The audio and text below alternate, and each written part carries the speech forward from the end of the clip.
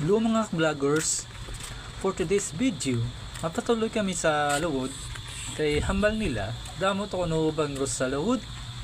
Hambal lang nila. Aray ko.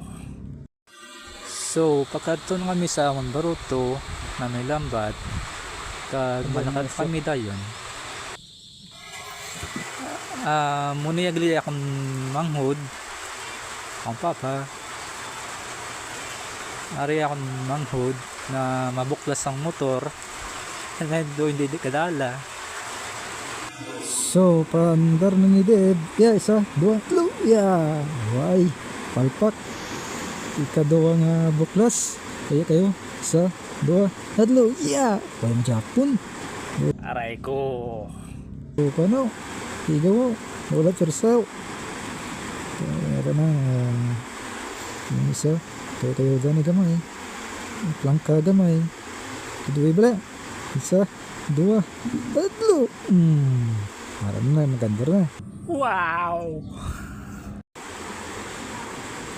Okay na.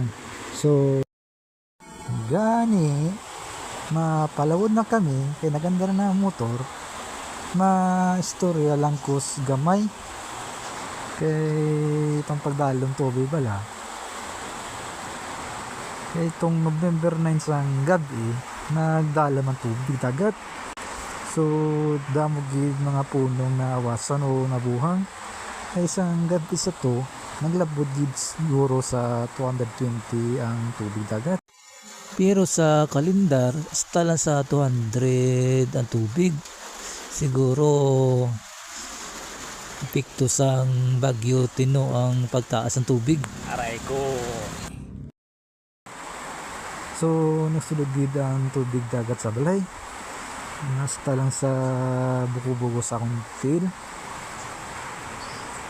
Pero ang iban nga balay, basta giguro sa tuod ang tubig dagat. Wow! Gani, naglahat kami sa lawod.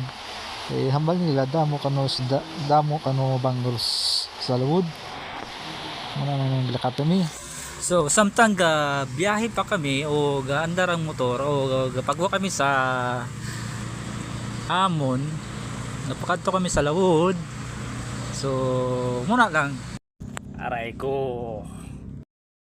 So, samtang biyahe pa kami, fast forward ko lang danay.